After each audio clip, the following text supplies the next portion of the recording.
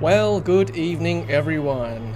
My name is Tesla Tom. Welcome to Ludicrous Feed Live. Thank you so much for joining us tonight. Hope you're all doing well on this Wednesday night. It is 8 p.m. Australian Eastern Standard Time. Thank you so much for joining us this evening. Lovely to have you all on the live stream there. If you're watching on replay, hello as well and welcome. Tonight's topic is indeed the AEVA, or Australian Electric Vehicle Association EV Expo Roundup, but of course it's not confined to that topic. We've got lots to chat about, including model-wide deliveries, of course, this week, and also other things as well in the sphere of EVs and renewables in this country we call Australia. Without much further ado, let's welcome our guests for this evening. Our regulars, Mr. Rahul Prasad, and of course, Mr. Riz Akhtar. Gentlemen, welcome to the stream as always. Thanks, Tom. Evening, Tom, from, as Riz puts it, mildly cool Melbourne. Welcome, Rahul. Welcome back, by the way, from beautiful Bali back to beautiful Melbourne. It's a bit of a shock to the system with 12 degrees when we landed. Had to pull out the jumper and the hoodie back on. What a shock to the system, hey? From 28, 29 degrees or whatever it was. Exactly. And Riz, welcome back to Melbourne as well, I guess. Back from, mildly cold Sydney, back to cold Melbourne. Oh, thanks, Tom. It's, Sydney was warm. We're going to be talking about Canberra today, and Canberra was not too bad either, I guess, from Melbourne. But yeah, we weren't enjoying the warm weather that Rahul has been for the last couple of weeks, joining us from his little pool front sort of villa and sharing his journeys with us poor folks. Yes, we definitely had a bit of FOMO there, watching Rahul enjoy himself poolside.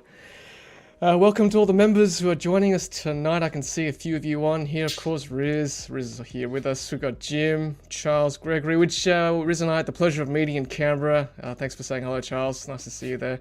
And thanks for bringing your Ludicrous Feed mug. I saw you come up to me with that mug, so thank you very much, Charles. Hello also to Mohan. Hello, Mohan. And anyone else joining the stream tonight. And Scott's there as well. Scott's one of our members. And Jez, as always, first cab off the rank. 420 AEVA show bag breakdown and or unboxing, please, Riz. That's something we didn't get on our trip. Oh man, no, maybe next year. Didn't. Yeah. Maybe we need to start a Ludicrous Feed show bag. I don't know. You guys think of what to put in the show bag. Great idea. Yeah, I think it's already been recommended, hasn't it? A Tesla Tom bobblehead for the car to come along the journeys. That's right. That's it. Yes. We'll start a GoFundMe for the next 365 days. We'll start a Ludicrous Feed show bag. Get a few sponsors on there. Great idea, Jez. Great idea. Love it. All right. Well, I guess we should probably talk about the AEVA Expo. Of course, I think probably some of you have watched my recap video of our trip down there. So Riz was very kind enough to drive us in the Polestar too, which thank you to Polestar again for actually providing a press car to us for the drive down from Sydney to Canberra and return. And that was quite a comfortable journey. And I've got a video coming up of that as well very shortly, showing you, all the ins and outs of a road trip with an EV in a non-Tesla. That's right. So let's kick off tonight's show. We'll do this first. We'll put this on. So tonight's stream, 10th of August 2022. Before we kick off, I just want to, I've got some good news actually for all Ludicrous Feed viewers. Coming up on the 1st of September, a very special episode, one not to miss, one to put in your diary, set the reminder, whatever you do. Special live stream episode, 1st of September 2022, which is in about 3 weeks' time, 8 p.m. AEST. The New South Wales government has kindly agreed to supply some representatives to discuss the New South Wales electric vehicle strategy live on air with us, myself, Riz and Rahul, and all of you lovely people as well on the stream. So make sure you put that in the diary, tell your friends, tell your family, tell everyone you know, because this is going to be an absolute ripper of an episode. You can ask all your questions to the government, what they're going to do with your taxpayers funded dollars. So one not to miss. Gentlemen, excited? Yep. it's great to see government engaging with the general community, and I think this community is so vibrant. And every week after week, we have lots of engagement, and we've got lots of things that we want to share between ourselves, but also with those that are making the decisions. So hopefully they can make better decisions into where the charges will go and what the EV rollout and subsidies will look like. So it's exciting and a must watch. Yeah, 100%. And I'm looking forward to seeing what they've got in store for us. Yeah, and Scott's asking, will it include Matt Keane? Don't know, Scott, you better tune in a few weeks to find out. You just never know. All right, well, that is the promo for that episode. I'll put it on again later on. But what I want to do now is actually run through my Expo video, and we might stop at some important points, and then we can sort of talk around that video itself. So let's put that on. So I tried to do a bit of a POV video where I just sort of walk through with the camera. That way you feel like you're looking at the Expo through my eyes. It was in the suburb of Mitchell, in next to a football stadium or some sort of stadium, grandstand. And then this building here next to it, quite a lot of space actually. I was surprised to see quite a few exhibitors. There's the Porsche Taycan there, quite popular, quite a good looking car. First date, it's good. Tom, while you're doing this, what were your first impressions as you walked in? Yeah, look, crowd-wise, number of cars, the space, Yeah, I wasn't sure what to expect actually, because having been there a couple of years ago, I was expecting similar size, if not bigger and better, and look, I wasn't disappointed. I thought there was quite a few exhibitors there, given that we are still in a pandemic, of course. The crowds were good for a Saturday morning. I think people were very interested. Car park was relatively full. It was overflowing. We had to go to the overflow section to have a look at the spot, but luckily we came back and there was a spot for the Polestar 2 right up front, which is nice. Which I'm sure Polestar probably enjoyed. But yeah, no, I thought overall I was pretty happy with it. A lot of crowd engagement, people were asking questions. What do you think, Riz? Do you agree with that sentiment? Yeah, no, overall it was very positive. I just before the live stream, I got some official word onto the amount of people that attended this particular expo. They reckon in excess of 10,000 people attended the expo on Saturday and Sunday. So they're still counting. It's like everything else in Canberra, right? They're still counting the votes as to how many people rocked up. But it's about 10,000 they reckon at the moment. So yeah, it was first time I saw the Cupra in person. There you go. I'll pause it right there. Let's have a look. So this belongs to Lennox, I think, in Canberra. They call themselves the Netflix of the car subscription or EV subscription in Australia. So presumably you can borrow a car and rent it or whatever for a subscription fee, which is quite good. But looks like the Cupra born when it does get here in Australia, 47, 58, 77 kilowatt hour variants, 350, 440, 548 WLTP range, 110 or 170 kilowatt output, 11 kilowatt AC, 125 kilowatt DC charging. I think 125 is reasonable. That's probably quick enough for most road trips. And there are the dimensions there. So, I mean, I without knowing exactly what the other car dimensions are that I've seen, it feels to me like a hatch, like a hot hatch almost. It's a very sporty, zippy-looking car. I was, quite impressed. I think it'll do well. It'll do well. I may be wrong, but I think this is based on the Volkswagen's ID3, which is supposed to be the hatchback equivalent. So even if the styling of this car may be a bit, may not be up to people's likings, because it's a bit fairly bold in its styling, but there is the Volkswagen ID3 that's a bit more subtle, under the radar, which I think all of those, how fast it charges would be very similar to this one. Yeah, good call. Charles, who we met, said that I think the numbers were 4,000 people on Saturday and a bit less than that on the Sunday. And he says 500 plus people were taken on try and ride drives. That's amazing. 500 people across 2 days on test drives. Yeah, bums on seats, that's what we always say. Yeah. So this, yeah. So looking at the interior of the Cupra, you know, it's bold as well. People say the BYD is bold. I think this is quite bold as well. I don't mind bold. I don't mind the color scheme. That sort of rosy gold kind of color. Yeah, it's not bad. I don't know whether this is the premium pack or not. It's the first time I've seen the Cupra up front, but just looking at it, looks good. Looks like a nice little hatch, kind of sporty looking car. Tom, quickly for some of your viewers who may not know, the Cupra is from the Spanish Fiat brand, but made from the same production line as a Volkswagen ID in Germany. Yeah, nice. Thanks, Roll. Make sure it's in kilowatts, or kilometers, sorry. You can see the little sign there. And what does that middle one say? No. Passa CP tool L something. Not sure what that is. I don't know what that little thing in the middle is. There's like some wire sticking out of it. Looks like one of those turbo gauges of like souped up Toyota Supras or Nissan Skylines. Yeah. I was going to say bit of Fast and Furious. Is this going to be part of the next Fast and Furious, you think? It's going to be all electric? Wouldn't that be cool? I think I've seen that same kind Lakemba. Did you drive past Lakemba, Riz, on your way down from Sydney? Well, I'm here to tell the tale, so I don't think I did. No, it's just a joke. No. We love Western Sydney. There's the Model 3 there next door. So yeah, does anyone know much about this Lennox subscription service here? Anyone in the chat? I don't. Yeah, interesting. I think we'll see more and more of this in the future, for sure. Renting cars. Gaffer's on. Hey Gaffer. He says, I enjoyed the Expo other than the crappy weather. Yeah, it was a bit drizzly down there in Canberra. Gaffer says a whole lot of wires hanging down. Yep.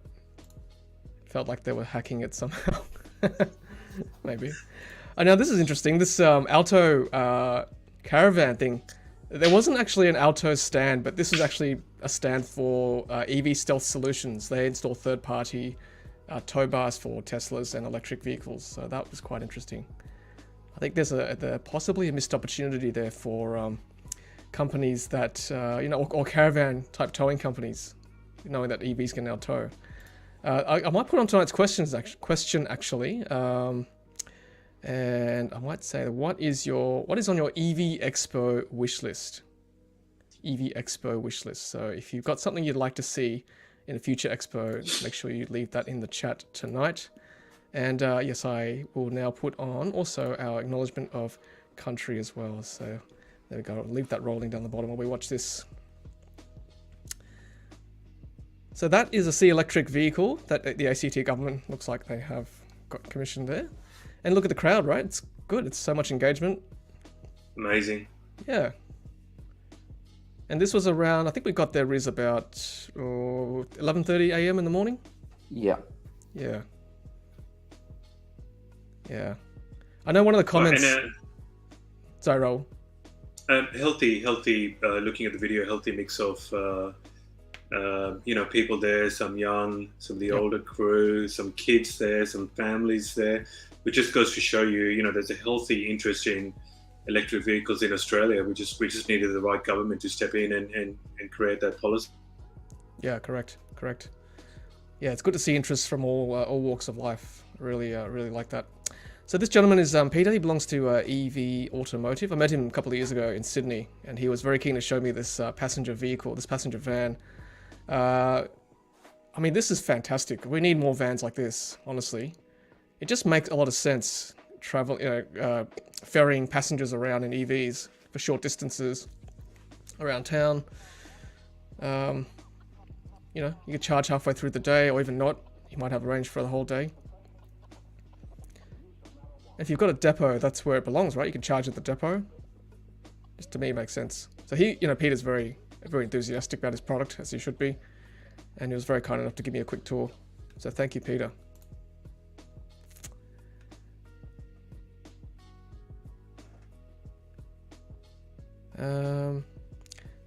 Yes, Gaffer, don't worry. We did see We did see the EV conversions out, so yeah, keep watching. Mm-hmm. Yep. They're only at AC charging. Okay, thanks for that. Okay, so Tony, I'll just pause at the BMW one. It says, Tony says the Lennox Flexi Wheels is car rental through the dealer in Canberra with minimum 4 weeks rental, not just for EVs, but they have a few as well. Thank you, Tony. That's good. And Charles says, one of these EC vans was bought by a couple here in Tassie. They have specific route that they cart goods to and from. They love it. Cool. Nice. Awesome. And Auntie's saying, hopefully a similar event will be run in Victoria sometime soon. Let's hope so. We'll have a segment actually coming up for, expos coming up in your local area too. Make that a regular thing. That way you keep informed from this stream. Okay, so that's Canberra BMW. That's the Mini Electric there. I've sat in one of those. They're a good car. Good for zipping around town. 200 kilometers of range. Some EV bikes there. SAIC motorcycles. Not much of a two-wheel man, like I said on the video, but still, hey, I know that gentleman there in front of the bike. Looks dodgy. No, Riz. He's not dodgy. Alright, so this is the first time I've cast eyes on this BMW iX.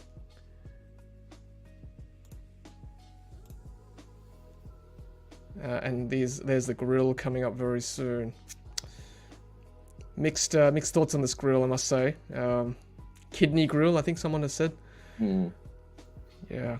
I mean, look, it's distinctive BMW.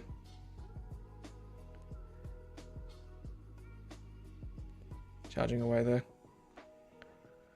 Wouldn't mind a test drive, like I said. Someone from BMW reach out. Happy to put it on through a test. Some more people there. Nissan Leaf in the corner. So Charles is saying this particular event is held once a year, rotating among each state territory, but each AEVA state branch participates in numerous events all over the country throughout the year. Thank you, Charles.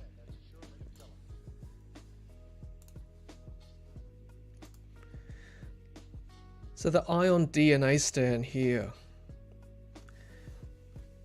They've got some cars there, which I think Ion DNA, correct me if I'm wrong, anyone from the chat, they're probably importers, I would think. They've got a few cars that I've not seen before, like the Peugeot, Honda E.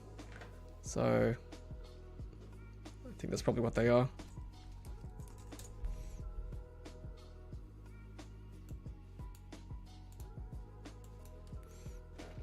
So I think this is a good exercise too in stand setup. So I've had a very limited time here in Canberra with Riz, and I was, first time run through, I had to quickly find out what your stand stood for. So I apologize if I got it wrong in the video, but it's kind of also like, well, if I couldn't make it out in the first few seconds, I might have had to circle around again. But yeah, but good to see the cars here, like the Honda E.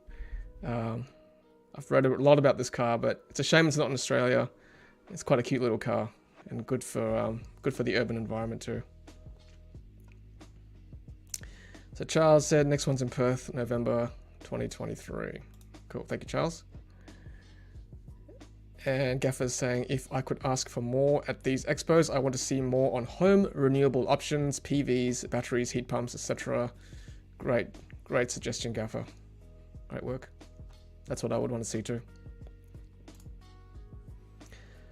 Okay, so in this corner here is the Audi e-tron S Sportback, and then the RS e-tron GT. So this one is not, I don't think you can order it yet in this country if I'm mistaken, coming in 2022, so sportier version. I think that one is still a left-hand drive car. Ah, yes, you're absolutely right. Tony says, Ion DNA are a Canberra-based importer of used EVs, including motorcycles. Thank you, Tony. Cool. Mohan says, I love the interior placement of the side mirrors on the Honda E, just the right spot. Yeah, I'll have to test that one, Mohan, because I wasn't too happy with the the e-tron. placement of the mirrors was just not quite in the right place I would look for it, but I'd have to test the Honda out to be sure. I don't know, what do you guys think about digital mirrors? Mixed response again from what I've heard. There's the AEVA stand. I couldn't see any show bags, otherwise I would have taken one. There was some merch there though. Maybe next year, if anyone from AEVA is watching. Show bags would be good. Okay, ACTEWAGL, otherwise I call it Actor Waggle. That's the power company in Canberra. Front and center there, good to see them.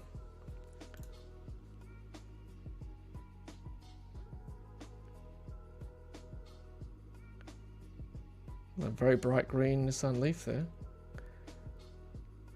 Now this stand, the Aptera stand, I kind of wish they had a vehicle here. I kind of always wanted to see one of these. They just look so funky. Look at that. Wow. That's totally different to anything I've ever seen before. So maybe next time, if anyone from Aptera is watching, make sure you get a vehicle there, because that will steal the show, let me tell you right now.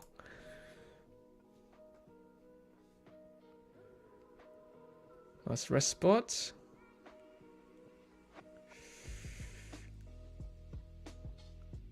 Sorry for the panning work. Hopefully no one got too sick. Bit quiet that one, bright. Solar installation, I think. Sea change. Get the feeling this one might have been community run. Did you check these guys out, Riz? Yeah, I think I did. They looked like a community type of a group. So I was a bit surprised they weren't close to the ACT government's climate change stall. Yep. But yeah, I'm sure Tony or others might be able to confirm what they do around ACT. Yep. And Charles is saying that the guy running the Aptera stand is a great guy, not an employee, but a very good Aussie enthusiast of the company product. Thank you, Charles. Yeah. Now, I just want to pause because I had a few comments from my video that, the Ion DNA, someone said Ion DNA is a Canberra-based used car importer and dealer, so they're importing and compliancing the Honda E themselves and other cars, so thank you. And yeah, Nudo, there you go, Nudo do, I have to get more information from them. They do battery swapping as well as charging too. I think they also delve in load management too, as well. Detlevs looks like, yeah, see, I like seeing stuff like this. This immediately tells me this is into smart home automation, that kind of thing. And the theme we seem to see this year was, I guess, a lot of charging solutions too, from various companies. Yeah, that was quite interesting to see. I mean, there was some that we wished would have come. Like, it would have been great to have Kempower there. We've seen a lot of cool stuff that they're doing in Europe. But yeah, charging seemed to be, it sort of goes hand in hand with EVs. So yeah, it was good to see. Yeah. These guys are the Fonz. They are based in Sydney. They make electric bikes. Cool thing about electric bikes is that you can take the battery out. Take the battery out, charge it at work, in the PowerPoint, full charge when you finish. It's very funky. And another bike company there. Yeah. That's Evoke. Yeah, side by side. Nice. Yeah, Charles is saying a lot of them are doing smart charging these days. Used to be only Zappy. More options available. Yeah, more options is good. More competition. Now these guys do electric bike conversions. Of course, if you've got anything on your Expo wish list as you're tuning in, make sure you put them in the comments section, because people from the Expos are watching this. People from brands are watching this, so they want to see what you guys want in next year's Expo. And the ACT government, you know, very supportive of EVs and renewables, so great to have them on board. Just on the ACT government, it was opened by their chief minister, Andrew Barr. The conference was on Friday. And basically the rough, you know, the short version of there's Tom doing, keeping it all clean. That's it. Picking the rubbish up. But yeah, the general gist was they're very open to wanting to work with anybody that is going to either increase the supply of EVs in ACT and New South Wales and other states and territories, but also educate.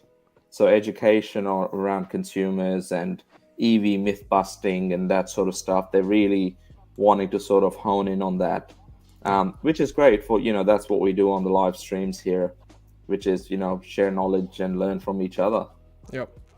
Now this car, I think I got it wrong in the video. I called it a Kona. I've been corrected in one of the comments. It's in fact a Hyundai Nexo hydrogen fuel cell car, part of 21 ACT government fleet vehicles and the biggest hydrogen trial in Australia. So apologies to Hyundai for not saying the right thing, but thank you for the correction from one of the comments. Yeah, wouldn't it be cool to go on a test drive on one of these? Because I haven't actually driven a hydrogen car before, so we've got to be scientific around here, Riz. We need to test all cars, right? I think this one might be at Nexo level. Ah, okay. No, that was just the play on words. Next level. Oh, I see. Right, I thought level. you knew about that. Sorry. Okay, gotcha. No, they are the hydrogen fuel cell cars. Them along with, I think, the Toyota Mirai. Which is the other one as well. Look at the crowds. There's Polestar, front and center. Now this thing, this big truck. I'll come back around to it. So more chargers.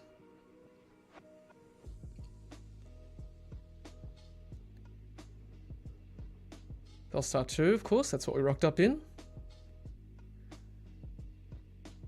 I think it's good to see big car companies like this sponsoring this event. Yeah. There are a few brands there which I was a little bit surprised that didn't make an appearance, I have to say. I mean, I know Tesla don't often go to these things, like Tesla themselves. We've got Tesla Owners Club of Australia, of course, representing them, but I didn't see BYD there. Didn't see Kia there. So, yeah, could see more representation next time. So this car, ROEV, this is a converted ute, as you can see. So, the same person who commented said that they're using their utes for V2G as well, which would be cool. Not just converted utes, but for vehicle to grid, vehicle to load.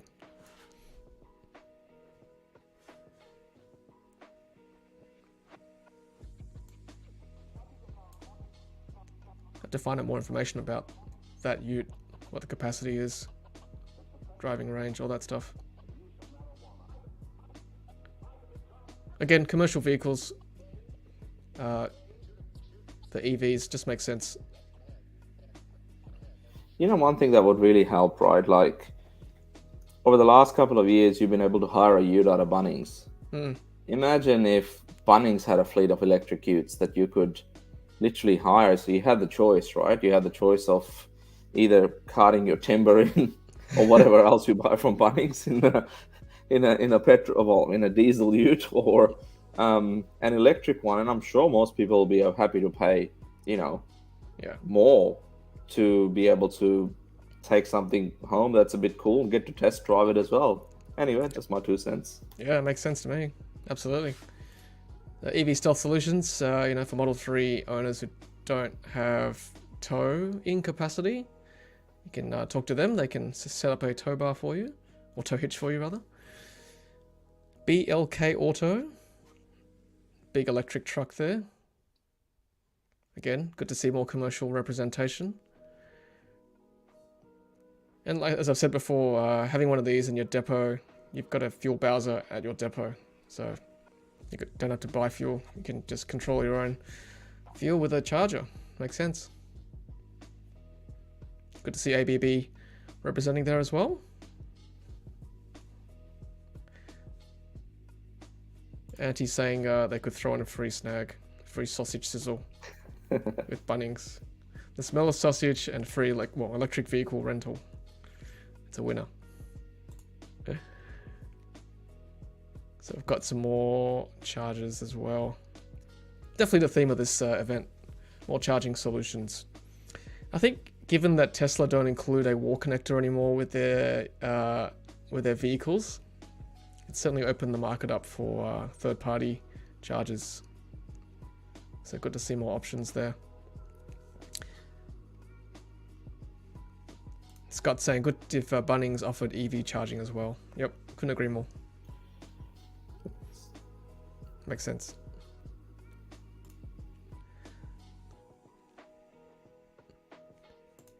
Gaffer, would have loved to see Janice there.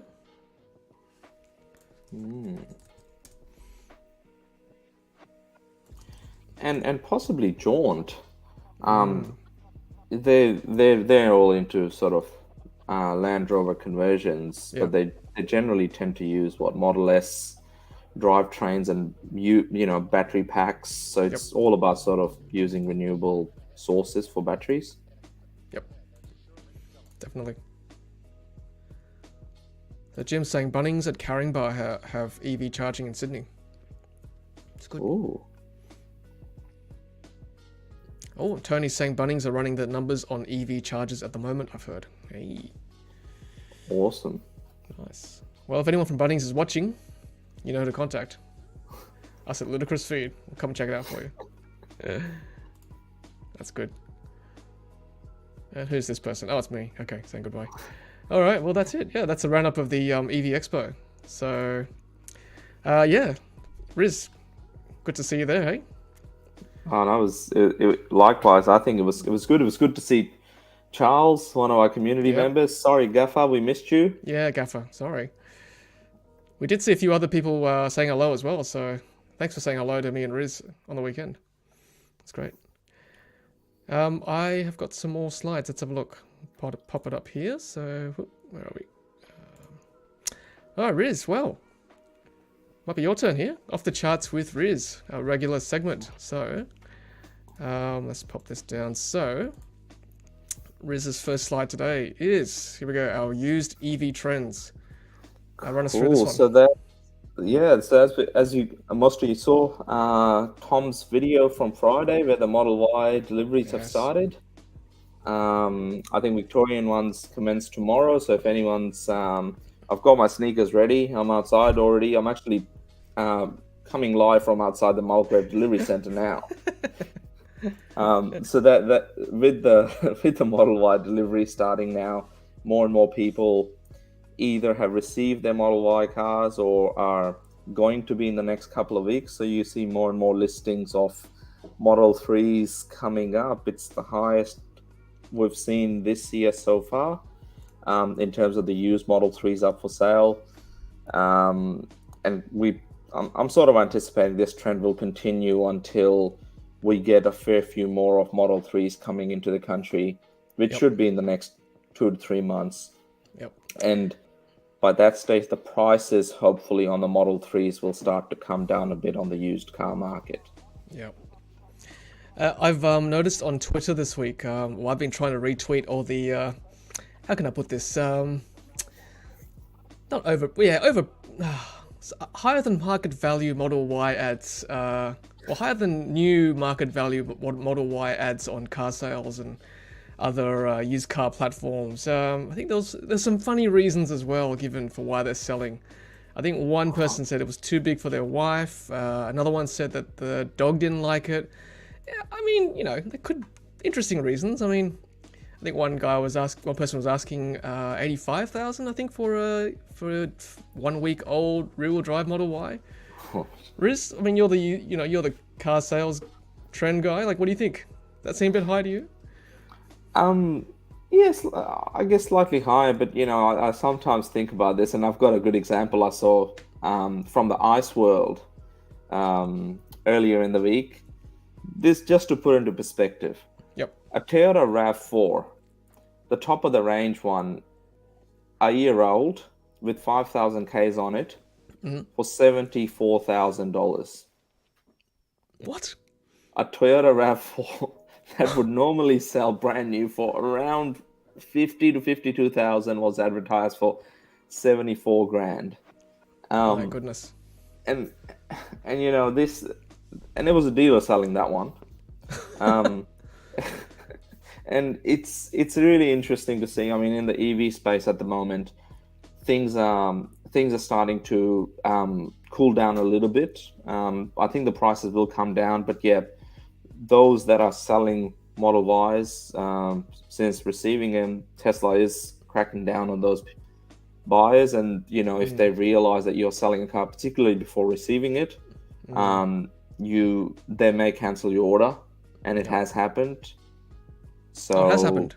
It has happened. They have cancelled people's orders. I remember one gentleman on one of the Facebook groups mentioning that his order was cancelled when Tesla suspected that he was trying to on-sell the car before they received it. I don't know how accurate that gentleman was in terms of whether it actually happened or not, but that's what was stated. So you'd think that they're getting better at that sort of stuff as well. Yeah. But once you've got the car, it's pretty hard for Tesla to really do anything. Yeah. I mean, unless they get a tip-off before they take delivery, I mean, how can they possibly track whether it's the same party selling it, right? Yeah, that's I think after point of sale, it's not really a big thing for them anymore. What can they do? Yeah. On that front? But I'm not condoning any of those sort of practices. I just think that people, the prices on the used EV market will come down. Yep, I think so. We've got Rex Jackson 007 wishlist for Expos. More info on towing and equipment, particularly electric brakes. Thank you, Rex Jackson. Add that to the wish list for next year. And Gaffer saying on selling before you even have it is basically scalping. Yeah, I mean, I think this week we were talking in our household that it's basically concert tickets, isn't it? Just selling it at the door before you walk in. That's what it is. Yep, EV scalpers. Good point. It's exactly what they are. But as Riz said, what can you do, right? You got the tickets. What can you do about scalpers as well? It is what it is. All right, next slide. So this one's interesting. So this is year to date, highest selling EV models in Australia. Run through this for us, Riz. Yep. So I guess this counts into the fact of deliveries and sales till July. So we're sort of into August now. Tesla leading the charge. Polestar 2, interestingly, is second. And at the conference, I got a chance to see Samantha, who is I think she's the CEO of Polestar Australia. Yeah, I think general manager. Quite high up, yes. And she mentioned the struggles of trying to get EVs allocated to the Australian market because we don't have any fuel emission standards, and they'd rather sell them in places where they do, rather than here. So you never know what's going to happen. Yep. But I think in terms of that, it's still good to see they're number 2, and we got to drive it down to Canberra and back, and it is a good car. I've test driven it before, but yes, it seems that it is a good car to live with. Kona comes next. Kona Ev, surprisingly, most people don't even realize that they're still selling quite a few of them. And then the standard Ioniq, which will drop off because they no longer sell that anymore. And Ioniq 5 is quite a bit down because of the trickle feed of supply into the country. Tantalizing sales every few weeks. That's it. I think the one to see is Tesla Model 3. And there's probably a vehicle that's not even on there at the moment that will be probably already the number 2 most delivered car, which would be the Tesla Model Y. Yeah, I'm very, very interested to see what the Y stats will be in a couple of months. Yeah, so watch that space. So it's Tesla leading the way. Yeah. Also, I want to just say Samantha Johnson, just looking at a LinkedIn profile, managing director at Polestar Automotive Australia. She is pretty much the number 1 employee at Polestar. So she's where the buck stops. So thank you, Samantha, for bringing the Polestar 2 to Australia.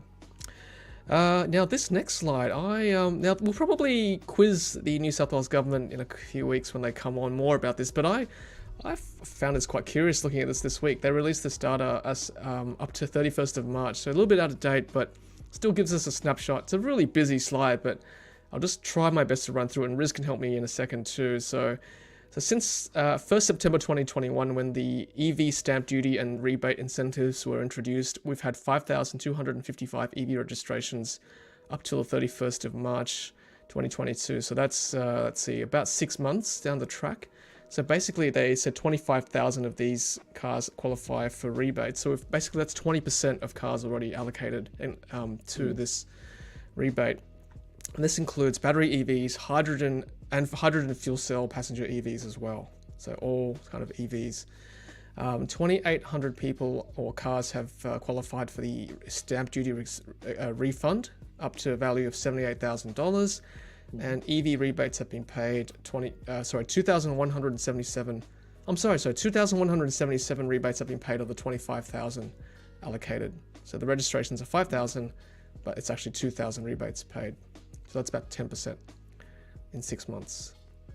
So battery EV registrations make up 1.5% now, and battery EV make up 0.2% of light vehicle stock.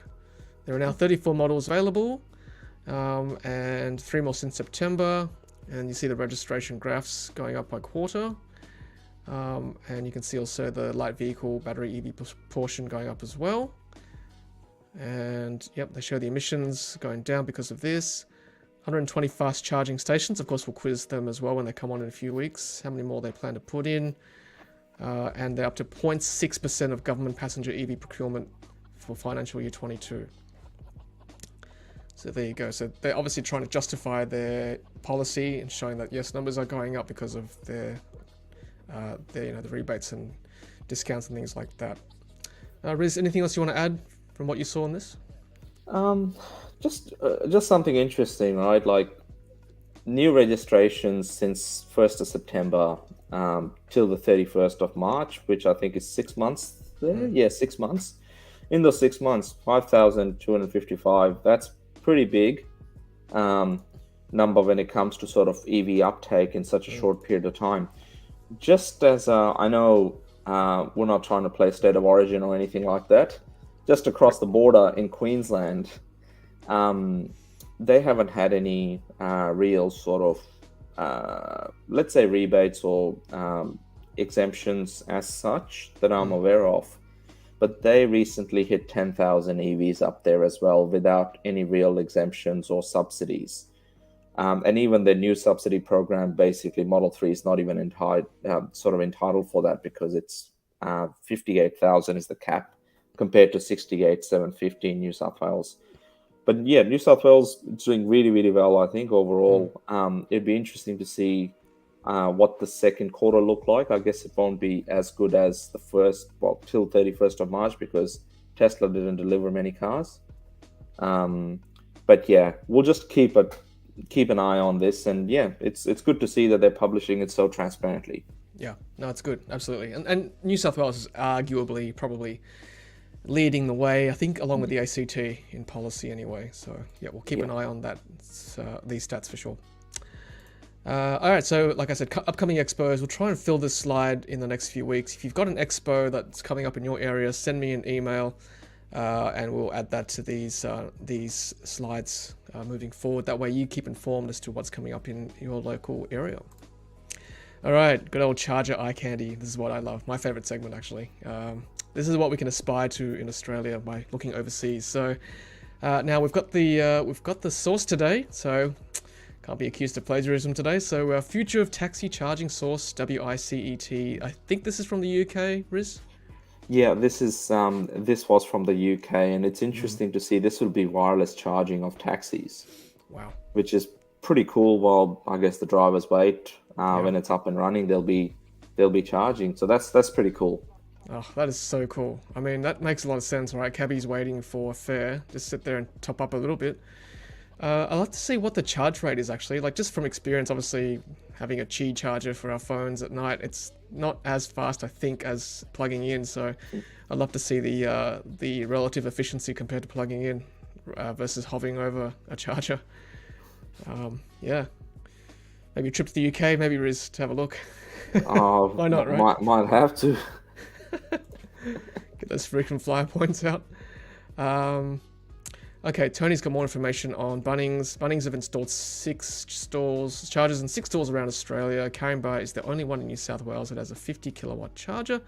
They're seeing how they go before just deciding what to do next. So if you are in New South Wales and Sydney, get down there to Canberra, top up their numbers so that they will install more in Australia. So thank you, Tony, for that information. Okay, so Charles is saying, I've seen samples of wireless charging on Bjorn's channel. 50 kilowatts? No way. Ooh. I gotta watch I have that to video. check that video out, Charles. Yeah. Thank you, Charles. Wow, 50. Wow, that's great. That's faster than some of the chargers we used on our road trip. Oh.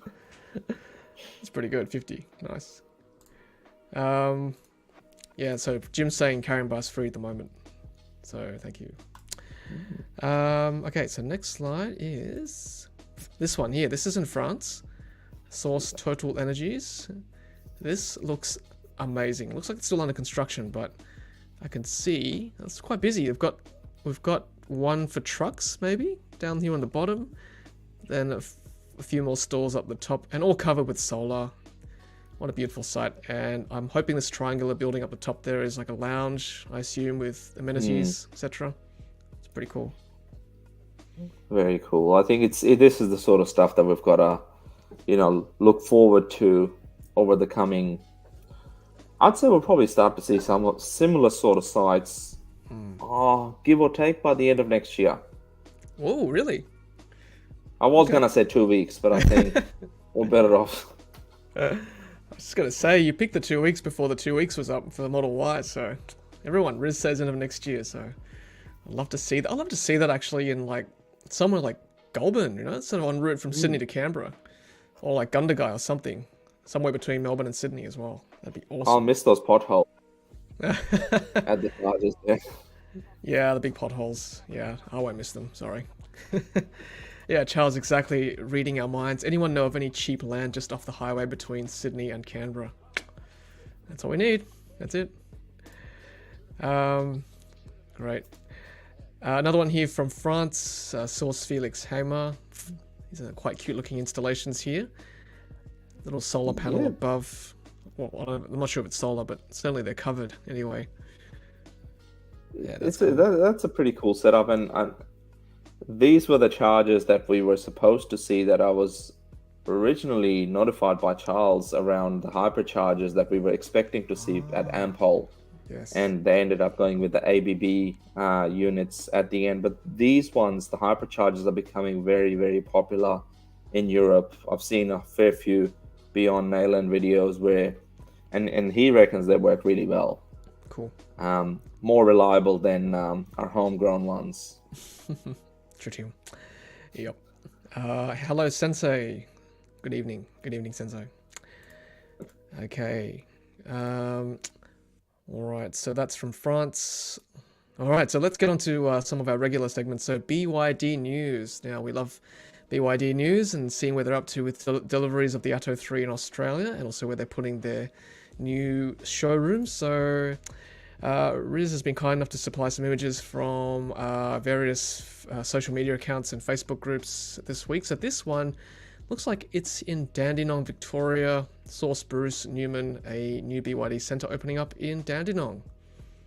Yeah, so that's sort of around the corner from where I am. And I went out and had a look on the weekend and I couldn't see anything. And I went to Coffee Ford and they had barriers up outside. But yeah, this is freshly painted. It's good to see that at least they're starting to, have some plans come together, and hopefully it just means the vehicles are not too far. Cool. That's good. Good to see BYD fulfilling their promise of new locations. That's great. Charles is saying, speaking of Ampol, check Ampol Altona North on PlugShare. That's for you and Rahul, Riz. I've added a photo of its state as of yesterday. Thank you, Charles. Awesome. Good to see one in Melbourne coming soon. Excellent. Scott saying, cheap land may be found, but not a cheap megawatt connection. Very true. Very true. So Ampol in Sydney has got, it's got two spots, but really, essentially, it's one charger. There's one CCS2 and one CharDemo. So I'm not sure whether if the CCS2 Oh. is being used, whether the Char Demo one is reduced in load and vice versa.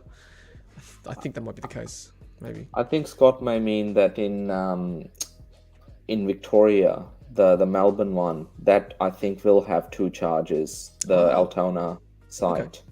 Cool. That's good. I'll have to get you to check that one out, Riz, for us. Yep, I've got my runners on. Cool. Oh, Charles is saying, yep, 2 150 kilowatts. Thank you. And yes, Sensei is kind enough to say that, yes, I was on the Median podcast recently with Jeff, the host. So yeah, go check that out. Yeah, we had a good chat about EVs and renewables in Australia. So thank you, Sensei, for highlighting that. Let's go on to the next one. So this one's in Braybrook, Victoria as well. So 2 sites in Victoria. Source Gary King. Quite nice bright yellow there. That's the west side of Melbourne. So Dandenong, for those not from Victoria, is the southeast. So this is sort of inner west.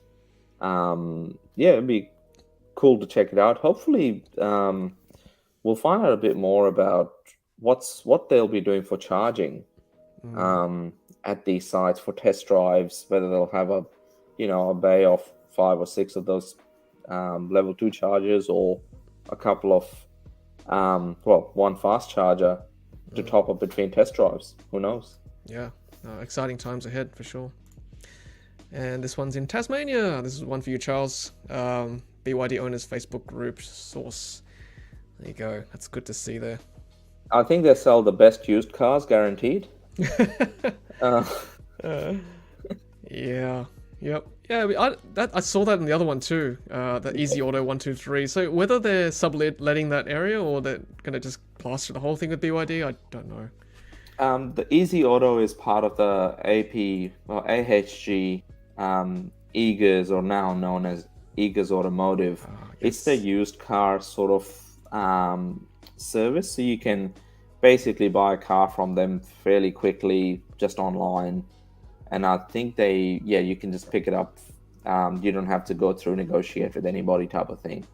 So it's sort of their online offering, retail offering. So Eagers, I think, is the deal that we've seen BYD sort of partner with to set up some of these experience centers. So that's why it's probably in locations already existing, already built. They're not starting from scratch for the first round of experience centers. Yeah, that's quite efficient. And I just want to highlight this interesting comment from EV Direct CEO Luke Todd this week, who said that they plan to bring in sell 9,000 electric cars per month in Australia starting from next year. Now, if I'm not wrong, Riz, 9,000 cars pretty much puts BYD second behind Toyota, ahead of Mazda, if they were to sell that many cars in Australia. Yes, it's not often that you see such sort of I guess big announcements, if that's one way of putting it. But yeah, if it does happen, then that's awesome, because it would be ahead of sort of the second best selling car on a monthly basis, which generally is Mazda as a brand.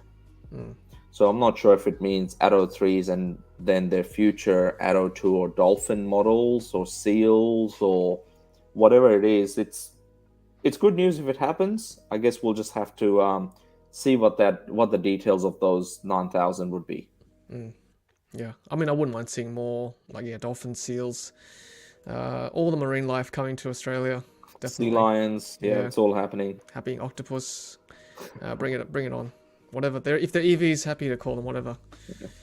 You heard it here first. And yes, Sensei, yes, the live stream is switching between Wednesday and Thursdays. I apologize. It's due to the nature of my work for now.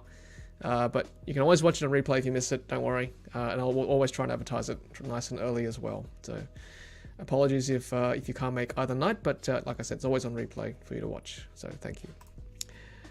Okay, so let's move on. All right, Tesla news. I guess, the big news, I guess, this week is obviously the Model Ys being delivered. You guys have seen my video, and the main point out of that video, the main points I would say is that one, the parcel shelf is not present, as you saw. The UMC is included still, and I think July 10 might be the cutoff, either July 8 or July 10. The news came out on July 8. I don't know whether it's backdate or forward dated to July 10th for end of that week. I'm not sure. So it will be interesting to see who gets what in the next quarter or the next batch. And personally, I think the suspension is better. I know it's very subjective, but the short test drive I had with Joseph, the viewer who kindly allowed me to tag along and drive it out of the show, out of the delivery center. Couldn't believe it. Thank you, Joseph, if you're watching. We quite enjoy the suspension. We thought it was quite a good ride. So whether they tuned it, I don't know, but it feels better anyway compared to our Model 3 at home. So Riz, you'll be heading down to Mulgrave, you said, to check these out? Yeah, I'll try my best to make it tomorrow morning. I think deliveries sort of start around 9:30 onwards, so I'll have a look at that.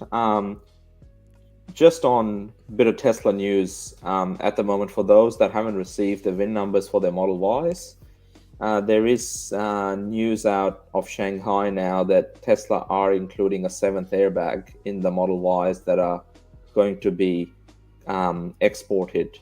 I think, and for the local market, but anything produced at Shanghai will have a 7th airbag. So we'll see what that happens. If it'd be very hard to test it, how many they really do have. But no thanks. I'm not doing that. No, but I think that could be something for the lack of. I'm not saying it's like for like, but the lack of UMC. At least good to know the cars are a little bit more safer now that they're coming out, and so a bit of Tesla news there. Yeah, thank you, Riz. Yep. And yeah, Tony's saying Tony's a wealth of information tonight. Tony's saying new Tesla supercharger installation happening at Southport Shopping Centre in South Canberra. 6 stalls, interesting location off the beaten track for travellers. So maybe one for locals there at Southport. But 2 in Canberra is pretty good considering there's only 3 in Sydney. So you guys are doing well in Canberra. So yeah, lots of model. Sensei, I can just see his comment there. Lots of Model Ys for sales in Australia. I don't want to pull up the car sales page. I don't want to plug any particular product. So just you know what to do. Check it out for yourselves. Lots of used Model Ys for sale all of a sudden. So check that out. And yeah, Model Y overtakes Mercedes-Benz GLC as Europe's best-selling premium SUV. There we go. Hardly surprising there in Europe, given they've got fuel efficiency standards. So good to see EVs taking the gong there. And Elon Musk tweeted today, Tesla 500-mile range semi-truck starts shipping next year, or this year rather, and Cybertruck next year. 2 weeks, always 2 weeks away, Elon. Thank you very much. I think didn't he say FSD was going to be fully operational this year? He said that last year, didn't he? Yeah, I think his optimism was there that full self-driving will be solved by the end of this year. That's right. That's the exact phrase. Yeah. Yeah. Okay. We'll watch this space. Thanks, Elon. Other news. Yeah. Does anyone else have any other news in the chat there? Or Briz yourself, if you've got anything else you want to share from this week in your travels? Oh, in my travels. Like to see more chargers. I guess that's in some ways, driving to Canberra from Sydney and back. One thing I did realize, there were a few ample service stations there. I mean, they would be ideal to have some level of charging around a somewhat lit up location with some amenities. If they put in the 150 kilowatt chargers that they have been, then, and they're reliable, then I think that's one thing that would help make road trips a little bit less nerving for non-Tesla drivers. Hence, we always talk about, Tesla having such a big unspoken sort of advantage around supercharging network. Yeah, 100%. I mean, you'll see it in my video coming very soon. Riz and I on that road trip. Couple of examples where, we probably need more chargers for sure. I personally think 4 is an absolute minimum for a major location for DC charging. And they really need to be at least 150 kilowatts, to be honest with you. Because 150 kilowatts will pretty much cover the majority of late model EVs in Australia. You can probably charge in half an hour to get to 80%. In that time, go to the bathroom, have a drink, have some McDonald's or whatever, come back and it's almost done. Set some idle fees on the chargers as well. That way they rotate. I think it's not hard. That's all you got to do. Honestly, if anyone's watching from EV, ChargeFox, Ampol, listen to this, okay? It's free advice for you guys. That's all you need to do. 4 chargers, idle fees, 150 kilowatts. Put them in major truck stops, service station stops that are already there, and we'll be happy. Every 150 kilometers. There you go. And we've got some more comments here. We've got New South Wales Government Charles saying minimum standard for funding is 2 times 175s, 2 times 350s. Perfect. That's all we need. 4 stalls. SS is saying, please interview NRMA, read them taking over ChargeFox and what their plans are. Yeah, we'll try and get someone from NRMA actually, Riz. That'll be good. That's good. Yeah, just on that last point that Charles mentioned around 350 kilowatt chargers. Now, I mean, I get a lot of my inspiration from obviously watching the Ludicrous Feed channel, and when I'm looking for inspiration outside of Australia, like most of us, we're looking at what Beyond's doing in Norway. That's sort of eye candy at a next level. We love Beyond. And he recently did a video around the kind of chargers that are available and what works and what doesn't work. Obviously, our local brand with their Ionity partnership is not really working anymore. But one thing he did mention was 350 kilowatts. How many cars can actually take that sort of power? Yep. I think the Polestar peaked at 153 at the 350 kilowatt charges at low state of charge. Correct. Mm-hmm. And there's no way of really, that I know of preconditioning that battery, where I know with some of the Teslas, when you set in your destination, it starts to precondition, you get there. Now, you know, we've reached speeds of over 200 kilowatts for a short period of time. Yep. But I really think that we need to have a rethink of what is the ideal sort of charger, I guess, size. I think Ampol has, you know, not plugging them away or anything like that, but I think they have the size of the charger right. 150 is pretty good, but have more of them. Yep, I couldn't agree more. Yeah, the locations are actually fine. It's just more of them, and reliability is king currently, or queen, whatever you want. Is monarch. Reliability is monarch. You gotta have them reliable, and we've got to keep these guys accountable. You know, they're using public money. We need these to be running. I don't want to be stressed on a road trip with my family knowing that these chargers could be broken. When you're on an ICE road trip, you don't worry about the petrol pump being out of fuel most of the time. It's just doesn't enter your psyche. But that's currently the EV. That's currently the biggest issue with road trips at the moment is reliability. So, yep, let's make sure these guys know our issue.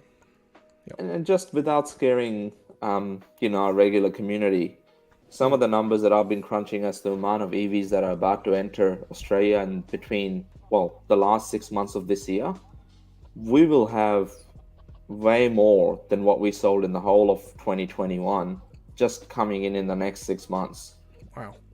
And we'll probably have as many new Teslas between sort of, July and December than what we sold all of the EVs last year. So we're sort of forecasting 17,000 Tesla Model Ys and Model 3s just in the next 6 months.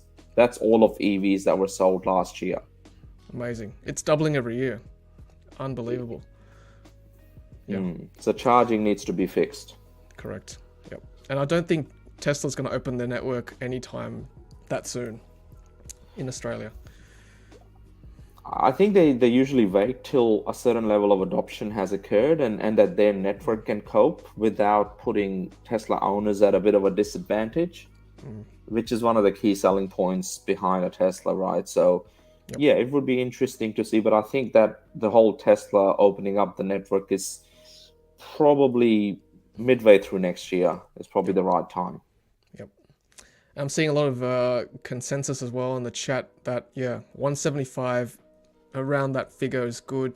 350 is probably negligible between 175 and 350, and I agree. Peter's saying 350 is aspirational. Of course it's aspirational. But as most EV drivers will know, even if you reach 200 kilowatts, it doesn't stay there for very long. At the most, it's like a few minutes at the most, and then it goes back down again. So I'd rather a charge curve where it stays high rather than doing that. It's not as good as one stays 150 for a long time. And as we saw, Riz, on our road trip, preconditioning makes a huge difference because we're chatting today off camera, and we're saying, I was doing the maths and calculations on the Polestar's charging, and what was being delivered from the charger didn't quite match what was given to the battery. So obviously there are losses due to the cold weather and due to a cold battery. So having a battery that preconditions itself, like the Tesla, makes a big difference. So hopefully Polestar and other brands will copy that through software and heat the battery up as you get closer to a charger. And I think, we may be wrong. Polestar might already do that, as in the cars may already do that, and we just don't know how to activate it. Like we do with Tesla's superchargers. I guess you just pick the location, it starts to do what it's got to do. Yep. So I think on that sort of, it would be interesting to see. I'm really excited about the BYDs of the world, and more charging at more 150 to 175 kilowatt chargers is what's sort of needed. Maybe for the coming live streams, I'll try and find some, let's just say, internal costings of how much these chargers cost, that just to awesome. give our audience a bit of an idea of what is the difference between a 50 kilowatt, 150, and 175 and 350. Yeah, that'd be great, actually. That'd be fantastic. And yeah, I guess we'll probably finish up there, everyone. Great discussion at the end there about chargers. Always good to see what the community thinks, but again, there's a good focus group there for anyone watching from industry on on what the community thinks on chargers. So, all right, thanks everyone, and one more plug again for our upcoming special event on the 1st of September 2022. That's about 3 weeks away, 8 p.m. AEST. Don't forget to join us. This is one not to miss. Put that in your diary. I'll make it a live YouTube event very soon, so you can share that with your friends and family, anyone you know. This is a key one because this is basically the New South Wales government telling us what they're going to do with our money and how they're going to spend it to try and encourage EVs in our state, New South Wales, and could be a state of origin very soon where Victoria looks at this and goes, maybe we should do the same. Queensland's like, we can't let the Blues beat us. We got to do the same. That's fine. It's good for us. We want South Australia, Western Australia, ACT, Northern Territory, Tasmania, all to copy or improve on New South Wales's position. But 1st of September 2022, 8 p.m. AEST. Make sure you join us. Ask all your questions to the government representatives who will be joining us as well. So very exciting indeed. All right, Riz. Well, that's it from us, hey? What's up this week? This week, I guess, apart from having my runners on and seeing what the Model Y deliveries in Melbourne may look like, there is obviously that video to look forward to that you'll post up on our road trip. So yes. Exciting, and I'm looking forward to the New South Wales government coming on and answering some of our questions and hopefully listening to our feedback so that our money is spent properly in the state of New South Wales and others follow. Yeah, correct. And of course, we know that now Riz is writing for The Driven, so make sure you check out Riz's articles as well. Always a good read. Thank you for enlightening us, Riz. And have a great week. And otherwise, we'll see you next week. Thanks, Riz. Thanks for joining us. Bye. Take care. All right, thanks everyone. That's it from me, Rahul, and Riz. Rahul apologizes, so he's having some issues with his internet at home, but he'll be back next week as well. All right, everyone, this is it from me, from Tom from Ludicrous Feed. I will see you guys next week. Thanks for joining us, and as always, happy charging.